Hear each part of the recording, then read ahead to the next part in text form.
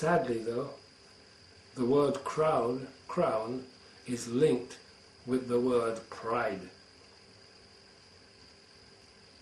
This does tend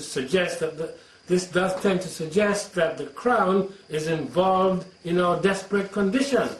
Isaiah 28:1, woe to the crown of pride, to the drunkards of Ephraim, whose glorious beauty is a fading flower, which are on the head of the fat valleys of them that are overcome with wine. Somebody said a couple of days ago, I need to prove things by 2 or 3 witnesses. Absolutely right. Well, here's the second one. Isaiah 28:3, the crown of pride, the drunkards of Ephraim shall be trodden under feet. It's telling us that we have been trodden on the backs of people, literally, and we are going to be trodden under feet.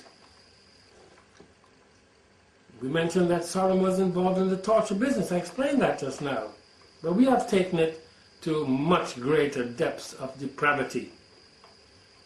You know, it's a worldwide racket with people imprisoned all across the world and in ships on the seas. Men, women, and even children are swept up for the pleasure of those in power. See, I was going to blow this up larger, but I'm not. See that plane there? One of our stealth bombers. They say it's cost $1 billion per plane. £1 billion, they reckon. Well, that looks all very nice, doesn't it? Well, the result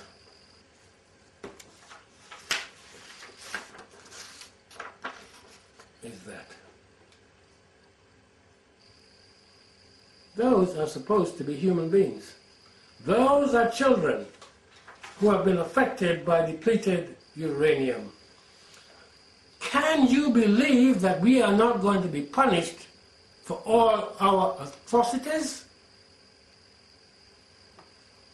You say, surely the answer has to be a resounding no. Surely. Besides the beatings, the waterboarding, the starving, the electric shocks, the excessive force feeding, the sexual abuse of men, women and children, this is also what we are doing. I showed this on a video previously, but it is so amazing. So amazing. See that man there? Wired up.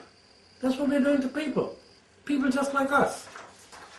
This man is not a prisoner, not the prisoner mentioned by Robert Fisk, but on 25th of the 9th, he tells us some of the experiences of a guy called Sami al-Hajj, a TV journalist who was arrested by Pakistani intelligence in Islamabad. His feet were shackled. He was imprisoned in Afghanistan, in Bagram, then in Kandahar. He was interrogated over 200 times by British, American, Canadian, and what he thought was an Egyptian. Sometimes his head was covered with a black bag. His back was walked on, literally. He now walks with a stick. He then was sent to Guantanamo for some more inhumane treatment. He was punished for no reason. Shackles on his feet, so tight they hurt. No letter from his wife for 10 months. When he did get letters, they were edited. His back was stomped on, and when he looked at his painful leg, they kicked that. He was stripped naked, humiliated, and the hairs from his beard were pulled out. He was a Muslim. He was beaten by U.S. prison guards many times when they would slam his head on the ground and cut off his hair. Remember, he's a Muslim, I just said. He went 30 days without food as a hunger strike. So he was tied to a chair with metal shackles and force-fed in the following manner. They inserted a tube through his nose into his stomach. Sometimes it went into his lungs. They used larger tubes than normal to increase the pain.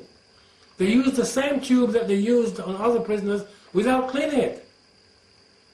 Still had the muck on it. They pumped more food into him than it was possible to absorb. 24 cans at a time, so that he threw up. Then they gave him laxatives so he could defecate. And he probably had to stay in that for hours. His pancreas was damaged and he had stomach problems.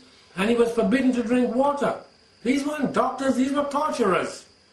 After 480 days of hunger strike, his medical condition had deteriorated that he was bleeding from his anus. That is when they decided to release him. What seemed to have upset his captors most, okay, because they kept telling him, you haven't done anything, you were picked up by error, in error. He refused to work for them and become a spy. He's now safely in Norway. He hopes that one day he will be able to walk without a stick.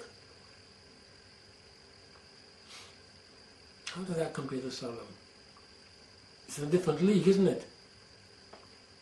You know, I'll have to briefly mention this simply because Judah, the nation calling itself Judah anyway, is mentioned. I've mentioned it several times. But I need to mention just some of the things, you know, because the Talmud tells us there that a Jew may sodomize a child as long as the child is less than 9 years old. The very same word, isn't it? Sodomize. A non-Jewish girl who is 3 years old can be violated, raped, even by the parent.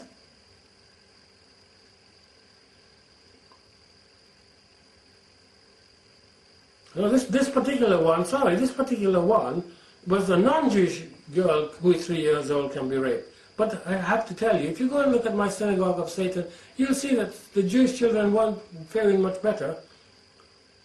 Sexual intercourse is permitted with a dead relative, regardless of whether he or she was single.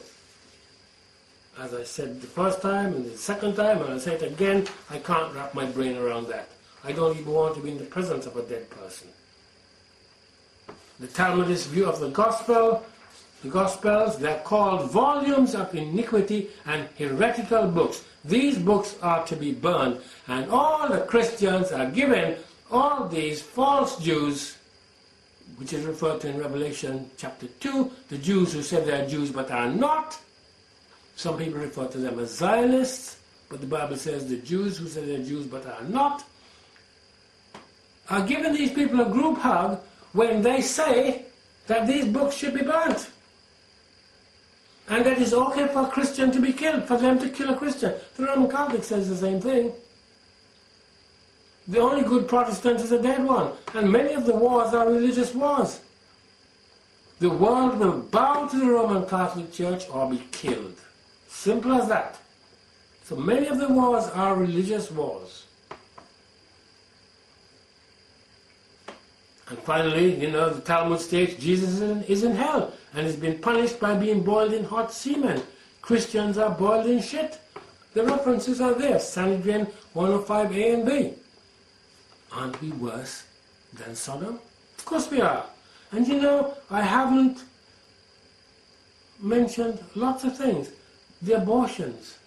The millions, not just hundreds, the millions of abortions of what the Eternal called my children.